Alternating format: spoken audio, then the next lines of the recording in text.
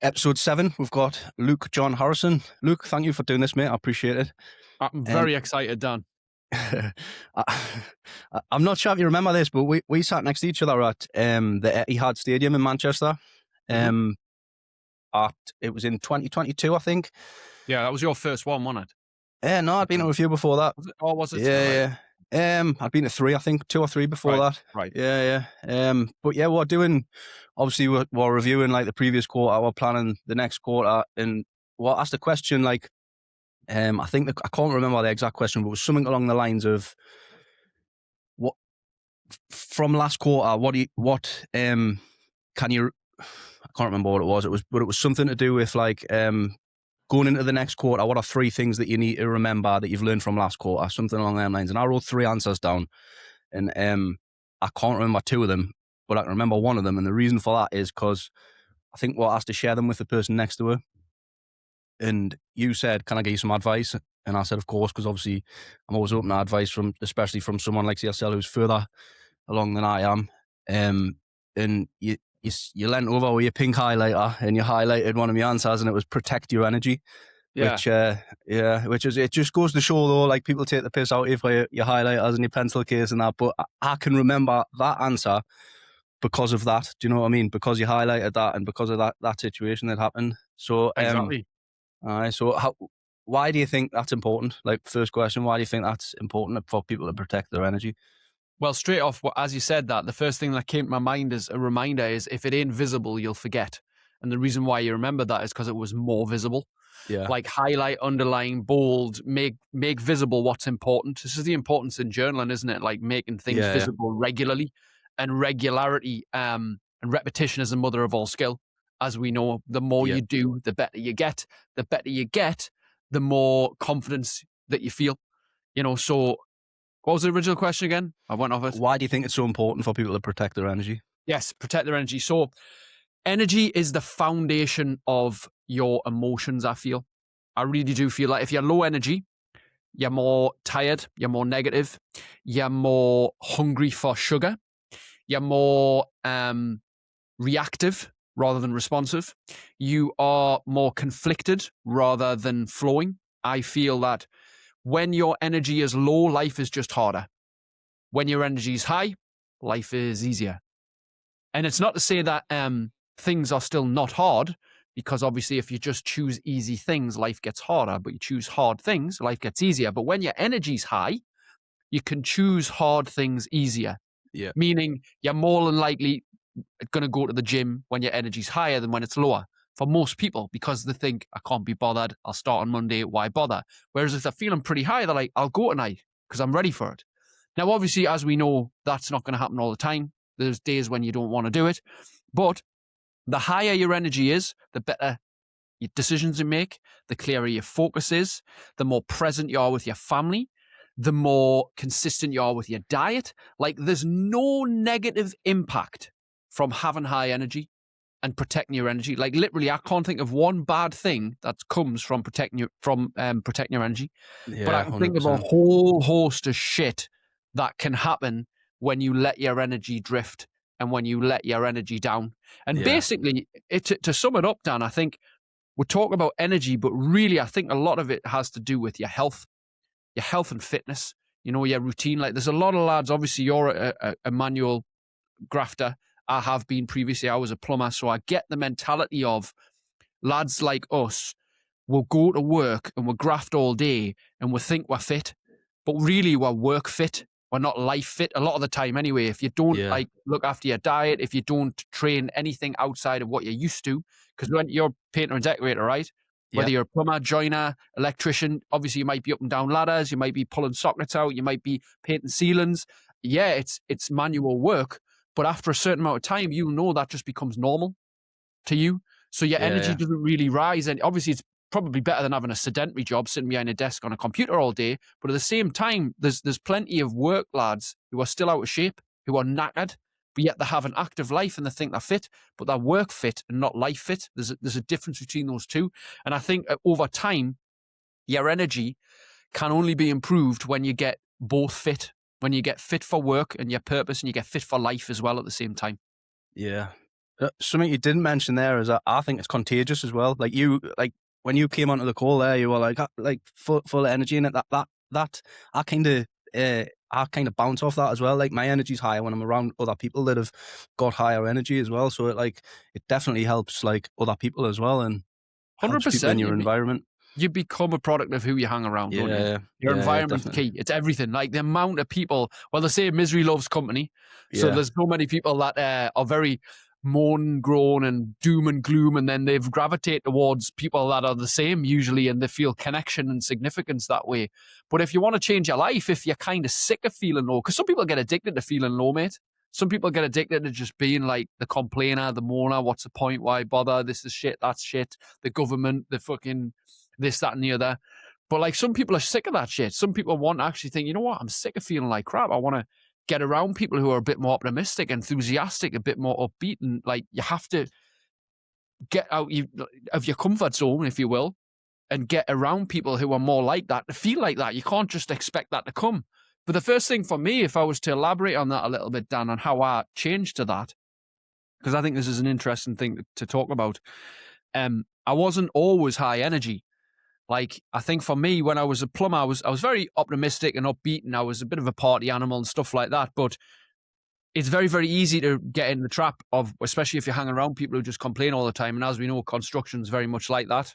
There's yeah, a lot of moaning, complaining people. It's always blaming the boss, complaining about the hours, the pay, the subbies, all this, that, and the other. Like, there's complaining everywhere, right? So you can yeah, get dragged into that.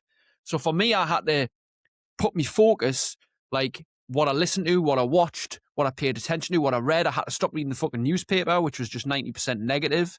You know, I had to stop watching the news, which was yeah, just all about what was wrong in the world. I had to start listening to podcasts. I had to start reading self-development books. I had to start getting around coaches and mentors and people who were ahead of me and bounce off that. And that's like that again, that's part of protecting your energy, isn't it? Who you're hanging yeah, around. yeah, 100%. That's kind of what you do, though, isn't it? That's like your whole thing, the TST. That's what it's about. I've heard you say before, you help people supercharge their energy. That's what it is. Do you want to tell people a little bit about TST and what it is I'd that you love to, do? mate. Yeah. So basically, what like me strap line, my elevator pitch, sometimes it's called, like what you do, who you help. I would just say I help people supercharge their energy, fall back in love with health and exercise as a lifestyle, or simply feel fucking amazing. Like when you're fit, you're strong, you're healthy, and you're living a healthy lifestyle, which is an active life, and you're eating well, and you're on track with your sleep, and you're looking after your mental state, and you're just generally being a better person. Like that massively has a ripple effect on every area of your life. So I do group training basically from a private gym in South Shields, but I also do it online in a hybrid model. So they train on Zoom at the same time. They just copy exactly what we're doing. So they just need a Yeah, kettlebell in their living room or their garage or whatever, and they can do exactly what we do in the room. Mine's a couple of little changes here and there, but it's a great model because it means you're not just restricted to one area. I've got people who are like in Germany, or people who've been in Austria or Greece or whatever, which is magnificent with technology now that yeah, you can do that. But it's basically, if I was to sum it up even more, I would say like I help people develop structure and routine that lasts. And that's what, especially men, when I hear men say like what they're struggling with, they all say we need structure and routine because like what's the phrase, like an idle mind is the devil's playground. That's why we like work a lot of the time, because we have yeah, that yeah, set day, set time. We've got a bit of a mission. We've got a bit of a purpose to get out of bed for. If we don't have that, men's brains, that's why mental health's so bad. yeah. A That lot was of it the with time, me. 'cause Yeah, we've anxiety, got, yeah, definitely. exactly, because you've got too much thinking time Yeah, and not enough doing time. Like that's most men's mental health issues, is because they're overthinking and underdoing. And as we know, action's the only answer. yeah, Action's the only antidote. So when you're overthinking, it just basically means that you're not clear on your priorities, and because you're probably overwhelmed with thoughts, and you're not actually doing much. It's just that thinking time, distraction, not really taking action on things that matter. That's going to yeah. change your state and change how you feel. Yeah, definitely. I used to get touching on that. I used to get really bad anxiety in the middle of the night, like panic attacks and stuff, and it was because I didn't have anything else like to focus on. I didn't have any goals and stuff, so I wasn't like. We know that obviously, as soon as I learned that like anxiety is usually people with anxiety are usually people with a creative intellect. That like Yes. a light bulb sort of went off, and I was like, Yes. yeah, that makes total sense because I haven't got any other problems. And if I don't find problems that I want to solve, my brain will find problems that I don't want to solve. Do you know what I mean? And it's interesting, isn't it? Anxiety is a great subject to talk about, Dan, actually, because there's two things I'd say about anxiety. Anxiety is unmanaged thoughts projected into a fear-based future. Yeah, That's basically what that is. It's thoughts that are unmanaged, they're overwhelming, they're conflicting, they're confusing, and it's always about the future. You're not anxious about what's happened. You're anxious about what might happen or what's to come or what you might not be able to step up to or what might go wrong or how yeah, things. It's always the future base, whether that be in a few seconds, minutes, hours, weeks, years time. It's always, I'm scared of X. And a lot of the time it's just your brain's yeah. playing tricks on you You're just because guessing, aren't you? whatever you focus on, you find. But Yeah, anxiety, like you've just said, the creative intellect, anxiety is the emotion of growth. So it's like, it's a buildup of unmade decisions. That's most people, is that you're anxious because you kind of, in your back of your mind, you'd love to do something, but you don't feel the confidence or the courage. Or maybe you've been hurt or traumatized in the past. So you've decided to avoid something for so long that you think, maybe you're past it. It won't work out. If you try it, you'll feel like a failure. You'll look stupid. And then all these other fears come in. So it's a buildup of unmade decisions, but it's also the emotion of growth in the respect that when you take action on the thing that you're anxious about or the thing that you're uncertain of, you almost always think, I wish I'd done it sooner. When you start taking action, again, reverting back to the action is the only answer. Like when you start to take control and responsibility of your own life, and you do what you know you need to do, maybe what you said you would do, and you follow through on making better choices, taking better actions, moving forward with your goals, your mission, your purpose, or just to even feel better and get better, then that's even in this, because you're always going to have that nervousness, that anxiety if something's unsure or uncertain. But as soon as you push through that, and then if you look back on that, like we do a lot of reflecting, as you know, like it's always good to look back on what you have done and reflect on where you are. When you look back in the times that you've pushed through anxiety, you'll notice that it's there as the emotion of growth, but most people have it as a stumbling block rather than a stepping stone. It's literally like it's a boulder in my path rather than a map ahead. Does that make sense? yeah, 100%. Yeah, One of that's the, what I think about anxiety. Yeah, another thing that helped me with the anxiety, which obviously you talk a lot about, is language. Like when people say like my anxiety and my depression and all that, when I learned that, like that was a game changer as well. Do you know what I mean? It's huge, man. It's huge because it's not Yeah. yours. No, It's I not know. yours. Like Yeah. the thing is, it's more prevalent now than ever, mate. Like in terms of mental health, and people talk about it more because there's more information now on it. So we're Yeah. being exposed to it more. Now, the advantage of that is there's more help and there's more awareness, but Yeah. there's also more availability for people to stay victims. And Yeah. that might seem like a really harsh statement, but there is also more people saying the same thing and having an excuse to stay stuck. Oh, well, it's mine and my brain's different. It's my anxiety and we're identity, our personal identity, who we believe we are as a being, as a vessel, as a human, as a person. That's the strongest force in the universe. So if we think this is my anxiety and that's who I am, we'll keep that story. We'll replay the loop. We'll stick to that identity no matter what, like glue. And the more we talk about it and accentuate it, like you've talked about language, what we put attention on, we give energy to. What we give energy to expands. So even if that's anxiety, depression, low mood, the more they talk about it, the bigger it gets. Rather than think about the solution, we're focusing on the problem. So there's a big difference there. So it's great that we've got all this information, but gathering information and just talking about it and not focusing on the solution is not the strategy to move forward, as we know, mate. Yeah. Also, the more information that you have about something and the more that you see stuff, like you say, it's good to have the information, but when you see more of it, like you've just said, you're going to focus on it more, and it's going to become, you're going to get more of it, aren't you? So 100%. yeah, yeah. So let's 100%. go back a bit. You talked about being a plumber there. Like, how did you get into that? So, well, quite simply, I left school, went to college, did 3 subjects, dropped 2, achieved an AS level in media. I was quite fond of movie making and stuff like that, so I got that. And then it was my dad. My dad said, get a trade. I didn't know what the hell I wanted to do. So I went for an apprenticeship, failed. Then I went to plumbing for a year to Sunderland College, applied for the apprenticeship again and said, look, I've done a year's course. And then there was 1,800 applicants for 18 spaces. So there's a 1 in 1,000 chance I would get that apprenticeship, and I got it. And I did the 4-year apprenticeship, and then I was a plumber for 4 years after that. So it was an 8-year combined apprenticeship and full-time plumber and gas installer.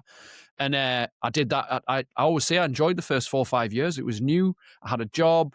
I had a car. I got a mortgage on a house. I had a nice kind of good lifestyle, flexi pay, all that. And I really enjoyed the challenge of something new. But like anything, it eventually gets boring. Yeah. And for me, I remember hearing boredom is the opposite of happiness. Now, that's obviously debatable now, but I do understand the sentiment as I was getting bored, but I was getting unhappy because I was doing the same thing with the same people, talking about the same places, drinking in the same bars every week, sniffing the same drugs every other week, and it was just, life was becoming monotonous. And I thought, I've got this for another 40 years.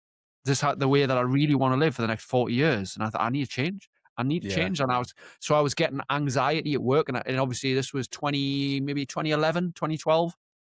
And I was, how old would I have been there? Like 20, 25, 26. I didn't know what it was because the internet wasn't as prevalent then in 2012. It was just kind of up and coming. Facebook was just in its sort of early stages of people talking about it. And mental health wasn't massively talked about as it is now, like, that 15 years later. So I was like, what's this? Like, clammy hands. I've got this elevated heart rate. I feel like panicky every day. Like I want to escape. And I went to the doctors and it was like, oh yeah, this is like common anxiety. And I was like, anxiety? Oh, I shouldn't be getting that.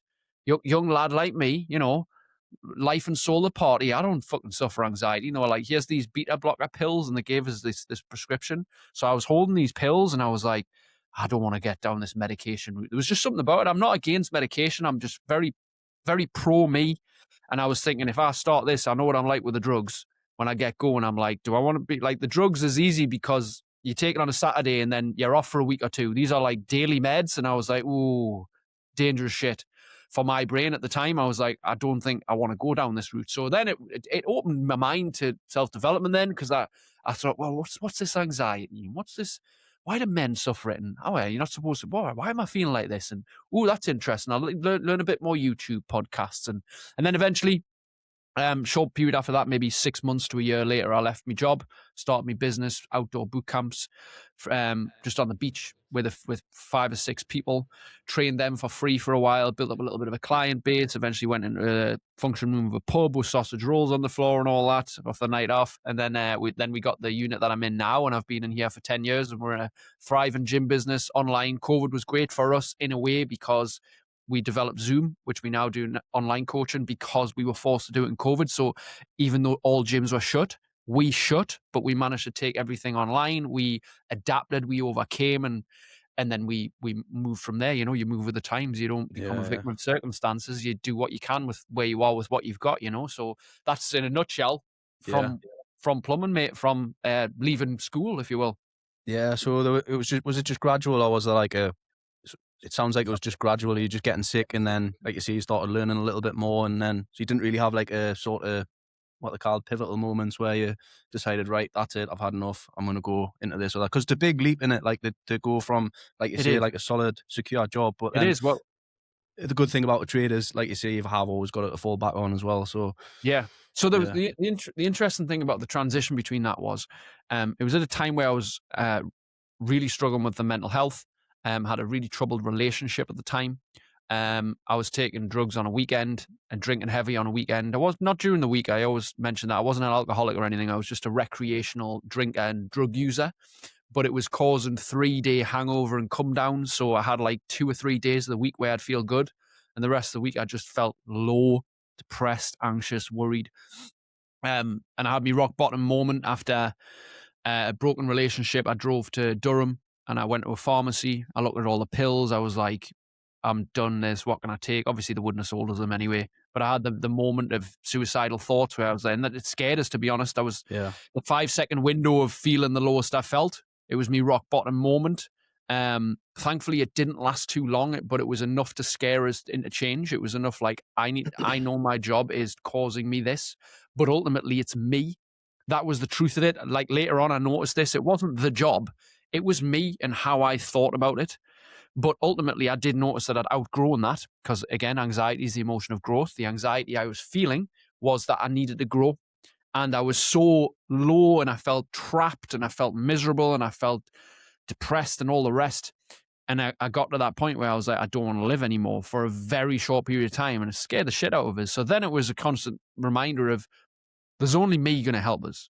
I don't want to go down the medication route. I've said that already. So I'm like, I don't want to rely on doctors' help. I'm not saying that that's not a great idea for a lot of people because it is. But I was like, I need to start changing my mind. I need to stop. Obviously, common sense prevails, and you think alcohol's not fucking great in 12, 14 double vodkas on a Saturday night with, 6 lines of Coke. That's not great for mental health. You're not daft. Most people know that. But yet they still revert back to that behavior and wonder why they feel like shit. I'm like, my diet's not tremendous. It's not really bad, but it's not great. It could be much better. I'm skipping the gym more than I'm going. I know all this stuff. So I'm like, right, I need to start getting a handle on me. So I need to start reaching out to coaches, mentors, programs, books, courses. I went to Tony Robbins' event in like 2016 as 3-day UPW, which was fucking phenomenal. Like being amongst 10,000 people of a self-development, that changed my life completely. Obviously reading books rather than fucking around watching the news. That was a big thing because I watched the news every day. I read the fucking Daily Star, mate. I read the Daily Star. So Page 3 was amazing. I used to read the apprenticeship. fucking Daily Star every day, man. What a load of shit. Like, I can't believe I used to read that garbage, but we used to get Nuts and Zoo magazine. Remember that? Yeah. It's just fucking softcore porn every day. Fucking Daily Star, shit, 90% absolute trollop, absolute shite. Lies as well, literal lies. And I was digesting all this shit and wondering why I felt bad. And then obviously I started the podcasts on YouTube. I started the self-development books. I started listening to motivational speakers on a morning, which I still do now. I still watch podcasts now. I still read books. I still listen to motivational speeches almost every morning because I need to constantly fill my mind, rather than scrolling through shite, which I am guilty of.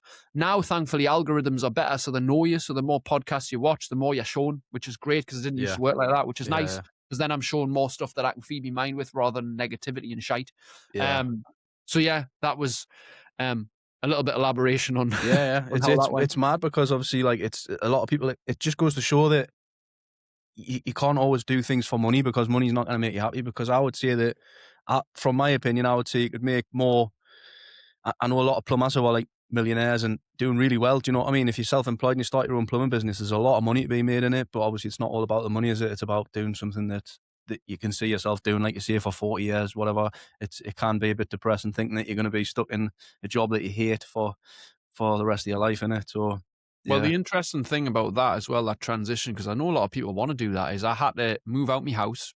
I actually rented my house out for a bit, and then I eventually sold it. I moved back in with my parents, with my mum first, and then my dad for like probably 6-8 months, so I could get the business started.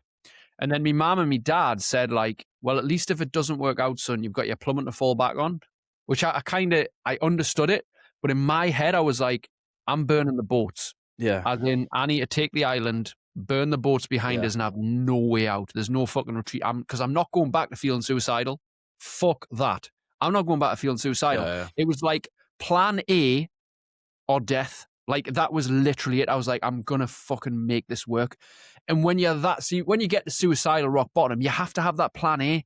Like there can't be a plan B for fucking suicidal thoughts. It has to be like, I need to get fucking well and I need to be in a place where I'm happier.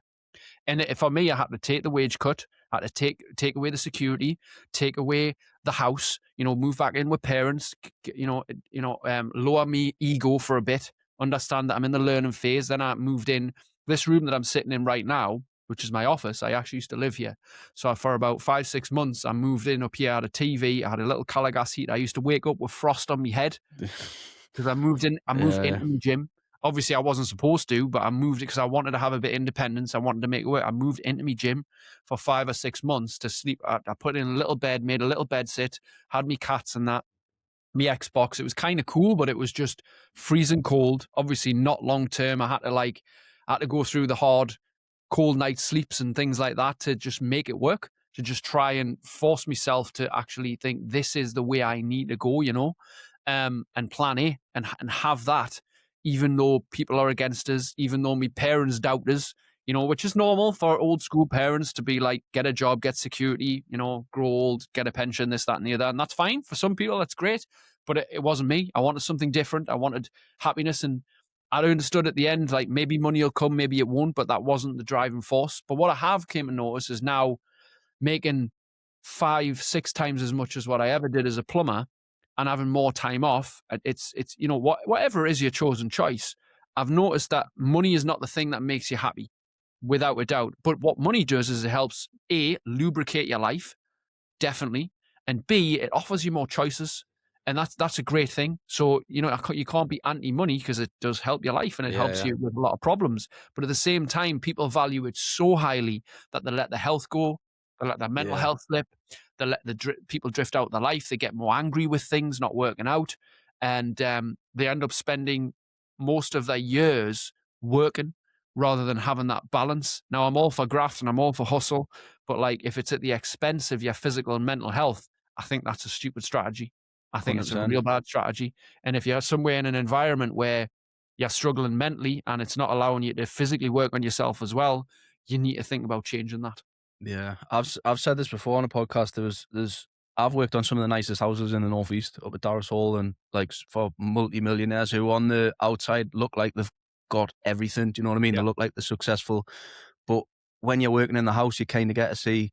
Sometimes they forget that you're there, and you get to see behind the curtain a little bit, and you get to see how they talk to their kids and how they talk to their wife, and that out Yeah. of shape. Do you know what I mean? And it's like, yeah, money's great, but if you haven't got all the other stuff, then like, what's the point in it? Yeah, definitely. But a lot of the time as well, people forget that the better you feel, the healthier you are, usually the more money you can make Yeah, because you're more switched on. You make better choices. You don't buy shit to make yourself feel better. You're better in control of your finances because you're more calm about it.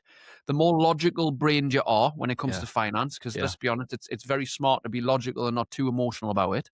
The more smart decisions you make for future investments, or the more you value yourself and your time and you improve your product and your service, you're able to charge more and people respect you more. And, you get more, you get better paying clients when you upgrade yourself and you feel good and all the rest. Like it's a win-win. It makes sense to make yeah, you in a good state and make you happier and healthier first. Then everything grows as a result, right? yeah, 100%. Like as I Yeah, said before, like with energy being contagious, like people are drawn to you, aren't they, when your energy's a bit higher? So 100%. yeah, yeah. 100%, So man. when you were sleeping in the gym and stuff, did you were you just doing like the PT stuff then, or were you doing the mindset stuff then as well, or did you get into that later on? It was later on. I think I've always been quite fascinated by it. I think since obviously I had my rock bottom moment, I've noticed the power in personal development and Yeah, self development, however you want to phrase it. But and I've also noticed the power in being physically fit, strong, healthy, and the power in the gym. Doing something physical with your body. Like there's nothing more of a certain and quicker state change than exercise that challenges you. Even if it's just walking, actually moving your body outside of your usual routine, as in work fit, which you get used to. If you move your body in a challenging way, it changes your brain chemistry, the endorphin rush. So at that time, I was doing mostly physical training. So it was like small groups, the occasional one-to-one here and there. But mostly I thrived off a group environment. So I would always do groups. And I found it actually, I could get people better results in a group than I could in one-to-one because of the energy, because of the consistency, because people would get less bored. They'd be more committed in a group. Whereas if it's just one-to-one, you get to hear a lot of people's problems and stuff like that. And it's just like, you're only letting one person down. But if you don't show up to a group and you're part of that group, you're letting a lot of people down, and more people start asking for you and you feel part of a community and group. So I started to do that. But then the mindset stuff, what was weird is actually there was a guy called Martin Rooney who runs a training for warriors course. I went on that when I just started. And he was a guy, again, a little bit like Tony Robbins. He was a PT and coach, but he was very mindset based. So he was physically all about getting people moving and, training hard and lifting weights and all the rest. But he was also about getting in people's heads. And he had loads of motivational speeches. And I remember one thing he said. I was in a class with about 30 other people on this 2-day course. I think it was in Birmingham. And he said, before you start your training with your group, you should have something motivational and energizing to tell them, because most people that come to you, if they're not athletes, like most normal people, will be low, tired, sad, have lots of shit going on in their life, and they need you to lift them up. and he told loads of these motivational speeches. And since that day, every single time I come to my group training, my TST, which is now 1, 2, 3, 4. I'm trying to work out how many times it is. It's 7 times a week. I do 7 motivational speeches every single week. And that's not including content I do. So 7 motivational speeches, 50 odd weeks a year for the last 14 years. I've done a canny few motivational speeches. Yeah. But that actually set in motion the mindset stuff, because I started to notice, like, just even the reactions in people's faces when you tell them a story or a parable, or you give them that little bit boost and they go, this is a bit different, rather than just a PT telling them to count their reps or, stick the stopwatch on. They think, this is actually hitting us deeper. And I noticed that. So as far as I know, I'm one of the only people, possibly in the UK, I don't know exactly, obviously I'm not, that has done that many motivational speeches, that has a formula where every single session there's some kind of motivational speech, even if it's just 30 seconds, a little pump up or whatever. Sometimes it's like 3-4 minutes. I'll tell a story and it'll be enough to go, shit. And then we'll start the training, and I've impacted their mind, I've switched their body on, and everything's working in sync. Yeah. But that self-development thing, obviously it wasn't there right at the start, but I started to notice how when this connects with this, when the body and the mind connect together, it's like an amazing vehicle and engine. Like, your body's the vehicle to get you through life, your mind's the driver. If the driver's tired, it ain't going to drive the vehicle well. But if the driver's on point and the vehicle's primed, you're in for an amazing experience and journey, right? So you've got to get those two in synchronicity, because anyone can go to the gym and lift a few weights and do a bit treadmill and scroll through their phone on the bike, but are they really getting much out of it? Whereas if I can get you switched on mentally, focused to actually train, not just exercise, and get better, then your results are going to excel everyone who just goes to the gym for a little bit, like 20 minutes on the cross trainer. It's a very different experience. You might say one thing in them motivational speeches as well that might just stick with people. Exactly. Like protect your energy. 100%, mate, and that's what it's about. That's what it's about. I'll have, obviously I've got my own quotes, and I've got ones that I butchered from other people and stuff. And I'll always usually have a quote or a parable, and so, like, things that come to mind is movement is medicine. It's a fucking magnificent way to remember life. It's easier to keep up than catch up, for example.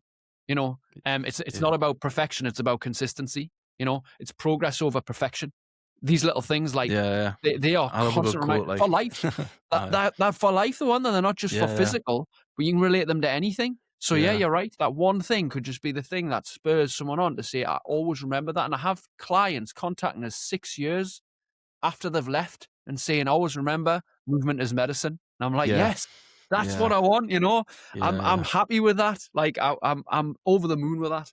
I love a good quote, like, and especially one, like you say, that just sticks in your head. Like, there's a few, like, obviously, like you say it a lot, Paul says it a lot, like Tony Robbins says it a lot, like, about like where you place your attention. Like, it's the way that I remember it is I first heard it I read Viktor Frankl's Man's Search for Meaning. Okay. And in that, he says it's something like, between stimulus and response, man has the freedom to choose, which is like similar to, like, do you know what I mean? Where an event, and then how you perceive the event, and then action, isn't it? I think that's the way, like, Paul taught it. But it's a similar sort of thing, isn't it? And it's just class when, like, certain quotes like that stick, isn't it? Like, absolutely. I seen one in Al the other day on Instagram. You on about, like, the algorithms getting better. I've seen some good ones on mine because I've been following, like, specific, like, personal development accounts and stuff, and it, like, stuck with us. It was a few days ago. It said someone with half of your IQ is earning twice as much money as you are because they're not smart enough to doubt themselves. And that one was like, I was like, I love that. Yeah. Well, mate, you always hear the old cliche of actions speak louder than words. Yeah. Actions speak just as loud as words, and words speak just as loud as actions if you get the right words. Yeah. Because that, like you say, you hear that and you go, oh, fuck me. Yeah, that changes my entire actions moving forward. Yeah. So if you hear the right words, it's because most of the time we're just sprouting shit. We're just sprouting the same shit. It's new insights, isn't it? We need new quotes, new learnings, new things. Variety is the spice of life. That's what piques our attention. Yeah, I love to learn about all the mindset stuff, but I seem to, like, struggle to retain it and, like, get it out. Like, that's what you're good at that. You're, like, good. But what I'm going to get onto is it seems like you're just naturally good at that. But obviously, I know that you're not. I know that you've put in the reps to get good at speaking and recalling information and explaining things. You've done like a 1,000-day challenge or something, didn't you? Was that what you did with the content or something? I did, Was yeah. that So this was in 2015, I think it was. I think there's two things that stick in my head around that time. One was I said to Facebook, because you don't want to fail when you say things on Facebook. You want to kind of follow through, because then like you feel like a bit of a dick if you don't. yeah, Obviously, I've had that experience many times in my life, but I remember the first thing I was like, I'm not watching porn for 30 days. And as I didn't, and ever since I haven't watched porn. It's been 10 years, and that aye, just stuck. Yeah, which is mad, just stuck. But the other thing was, I set myself the goal of doing 1,000 Facebook Lives in 2015. And I had a 2-day break when my cat died, and I was devastated because I'd had her for like 11 years, and it was just horrible. But 2 days later, I got back on, and so I did something like, and I can't remember, I stopped labeling them at something like 1,230 odd or something like that. I can't remember exactly what it was. I used to call it the Daily Boom. And every day, no, doesn't matter what time, I would just turn the camera on live. Some days I would be like, I've got no idea what I'm going to talk about today, but I said I would do this video. So as I'm walking along here, I'm thinking, at least if I show up and I just chat shit here for a bit. But obviously then some days I'd come on and be like, right, this is day 472 and I've got a story to tell you. And I did 1,000 days without missing a day. And I think actually it was after the 1,000th day that my cat died. So 1,000 days. So that's 3 years on track every single day doing a Facebook Live.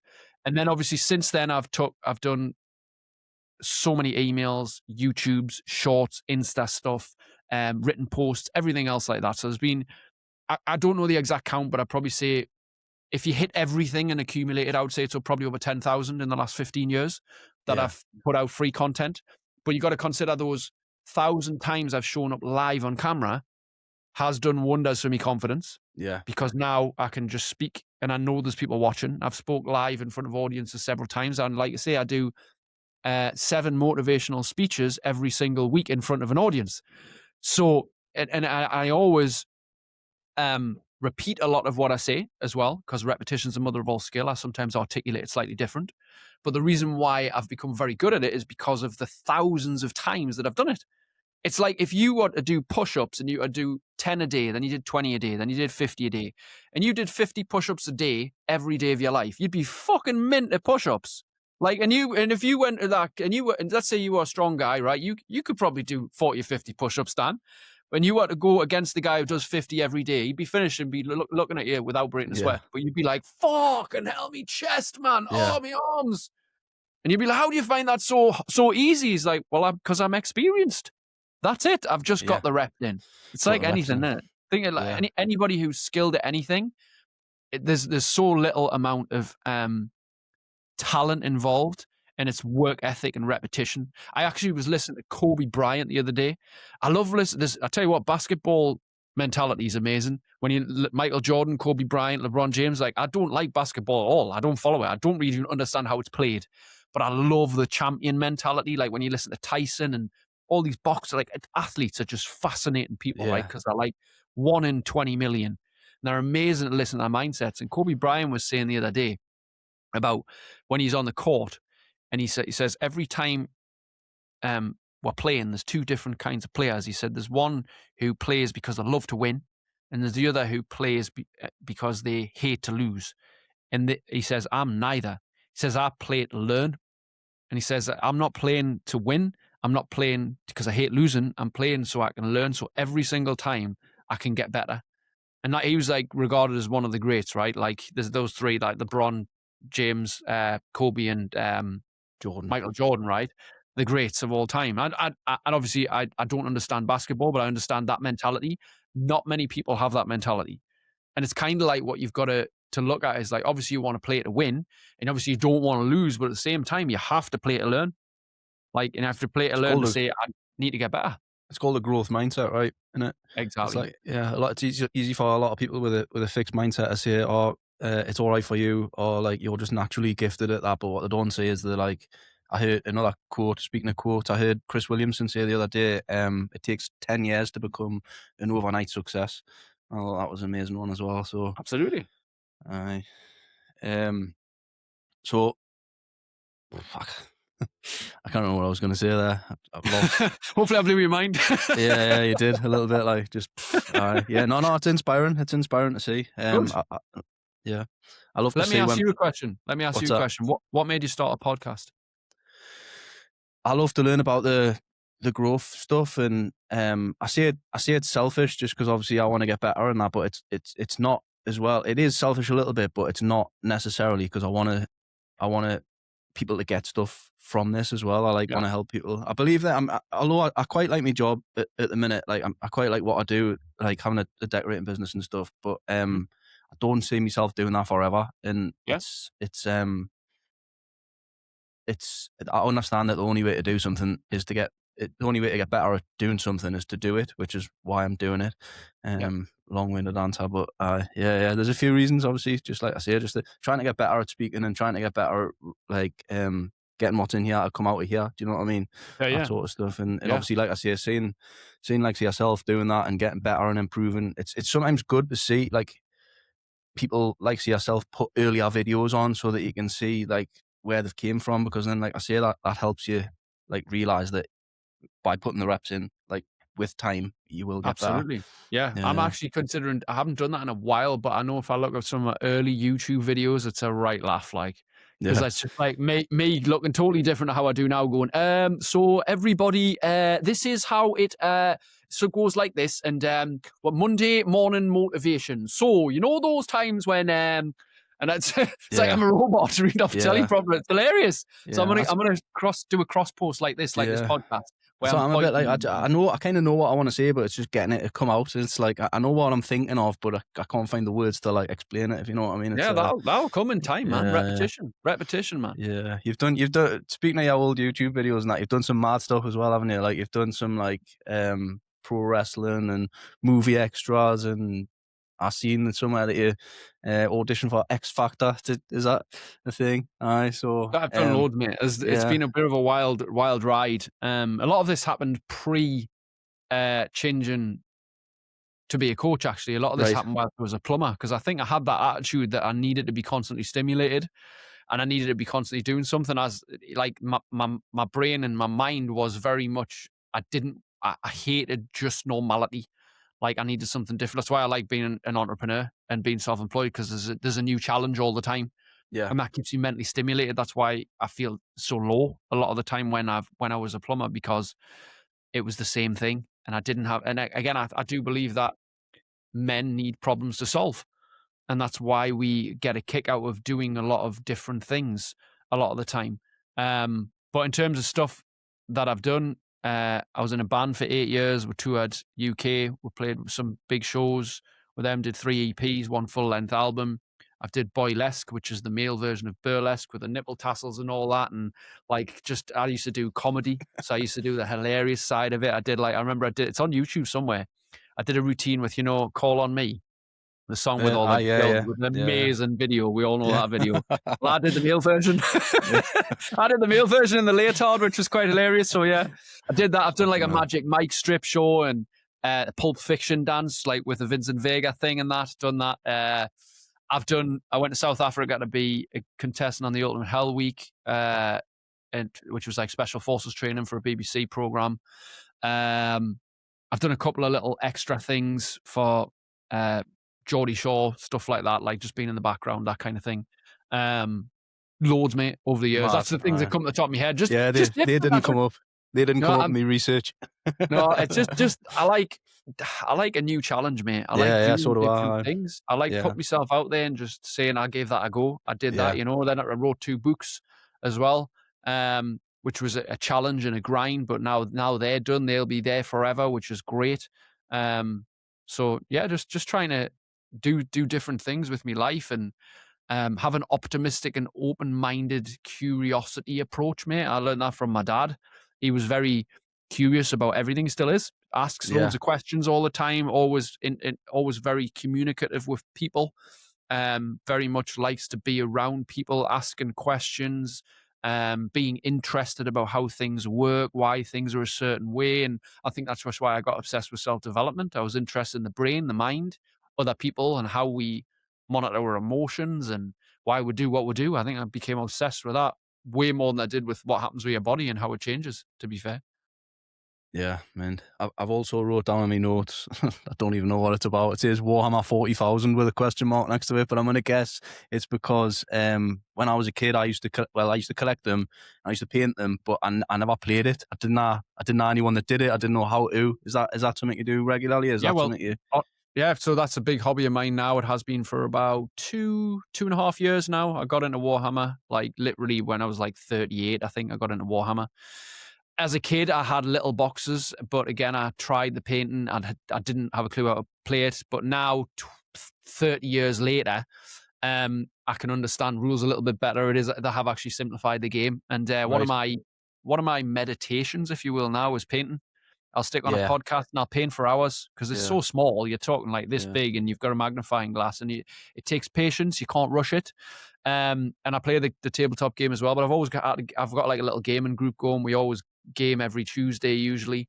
But I've been into Warhammer now 2 years, and it's kind of like I am the perfect sort of customer for Warhammer with a little bit disposable income. A guy who's very, very obsessed when he gets going with certain things. And I would dare say that it's a massive hobby of mine. I'm very, very obsessed with the whole aspect of it. But that's a thing that I've got outside of work. I've got Yeah. outside of family. Yeah. It's just something for me that I can share with other people as well when I game, but it's just something that I can be alone in me little cupboard, paint me miniatures, listen to a podcast for 3-4 hours, and it's great. You know, it takes my mind away from Yeah. stress and everything else. So I kind of do that on a bigger scale every day, though. Just yeah, paint. that's it. Yeah, Yeah, but yeah, I cool used little to do it. Like I say, I meditation. used to do it when I was a kid. Like I used to paint the figures, but I never played it, and then it never Yeah, went yeah, anywhere. But I was just curious because I've never really heard of anyone else that used to yeah, do it. So, um, you like one thing I can relate to you with though is like you're a bit of a gamer as well, aren't you? I used to be. Well, I yeah. think we talked about this briefly in Marbella as well. What is it like? Do you play much these days, or was it more like sort of retro classic stuff that you were into? To be fair, these days it's not. It used to be retro a while ago. I've got all the retro consoles still. These days, I do play a bit PlayStation. Although I actually love me Switch more, and I love playing Yeah, like side-scrolling retro style games like that are new but more retro, like 16-bit graphics, that kind of thing. Although I'm very much into like Mortal Kombat, I love me beat 'em ups, Street Fighters, I love me Call of Duties as well. To be fair, but to be honest, I would say that 80 to 90% of my spare time goes on painting Warhammer now or board gaming. My board gaming's overtaken my electronic gaming, although I do love me PlayStation, and I still love revisiting old games that I loved as a kid. Horror games, Resident Evils, your Silent Hills, your point and click adventures like Broken Sword and stuff. I love them. Mario Kart, even stuff like that. I've got an N64, I've got a Sega Saturn, I've got a SNES, and very occasionally they'll get put on, but the most of the spare time that I've got now goes onto my painting. But I still love gaming, mate. I love the culture of it. I love the geekiness of it. I'll still go to the gaming conventions, like the markets and stuff, just to have a yeah, look. Just have a look and get like some of that nostalgia when I pick up a game and go, "Oh, I had yeah. this. You remember this? This is, I love that. That's just big Aye. kid in it." Yeah, nostalgia's great, man. Innit?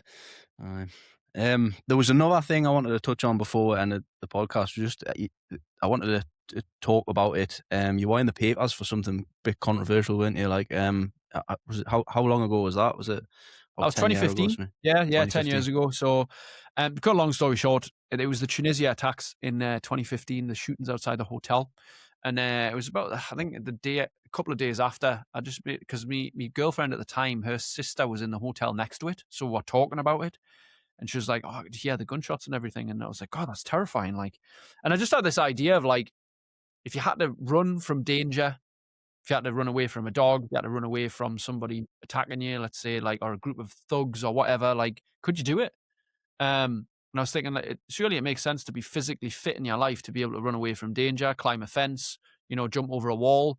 That was my idea. And I made a video about it and I just referenced the attacks and saying this a terrible tragedy's happened. And then it just gets me thinking, if you had to be fit enough, could you? And the media took it way out of context. So the media just basically somehow got a hold of it and twisted the words and said, local PT tells people they should get fit to run away from terrorists, which was just not the case. It was like, I wasn't saying that. I just referenced that had happened. And if something happened in life, it would make sense to be physically able to avoid danger, which I still stand by this day. That's why. But then they 100%. twisted the words. Then the online hate came.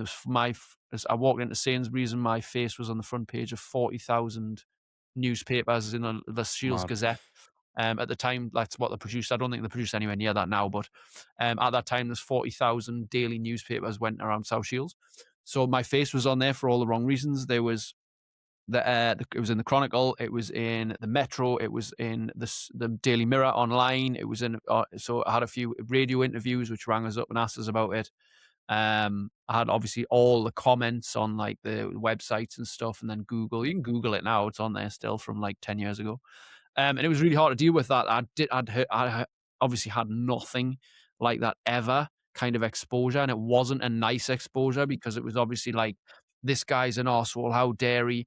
This is horrendous. I hope his business fails. Obviously, a couple of clients left, didn't want to be associated with us, all the rest. And I thought, that's it, I'm fucking done here. Like, I thought like something I didn't have. What really happened was the timing was off. Had I done that video now, it wouldn't make any difference. Yeah. But even 6 months later, it was just because it was right what you were saying. Like, I don't think anyone could disagree with the fact that it's it was good just to so be in good close. shape in case something like that happens, isn't it? So, It was just so close to the time that I was ill timing on my behalf. I shouldn't have said it then. I should have waited like 5 months or whatever before I did the video. Yeah. But anyway, the media portrayed it odd. But then, like, obviously with all the hate comments, and I didn't want to leave the house for a couple of days. I was really anxious. But then people started actually sending us messages of comments that people were in support of us. Like, there was an ex-soldier saying, this guy's got a real point. You need to be physically able to avoid danger. Definitely. You need to be able to defend yourself or defend your partner if the time ever came. Like, it makes sense to be fit, strong. You know, if you're weak and you can't run up the stairs, like, what use are you in a dangerous situation? You could die. You should be able to pull your body weight up. You should be able to, you know, jump over a fence. What if a dog was chasing you or something like that and you had to evade it? All that kind of stuff. So I noticed there was a lot of hate, a lot of challenge, but there was a lot of support as well. And I only chose to face the challenge. This was a big life lesson for me. Like, I focused on the challenge and the horrible negativity, but there was a lot of support there as well. It's like every time there is some challenge in your life, there's always support elsewhere. It's just sometimes you don't see it. Yeah, so obviously I look back on that as well, though, is because I actually got a few clients from that.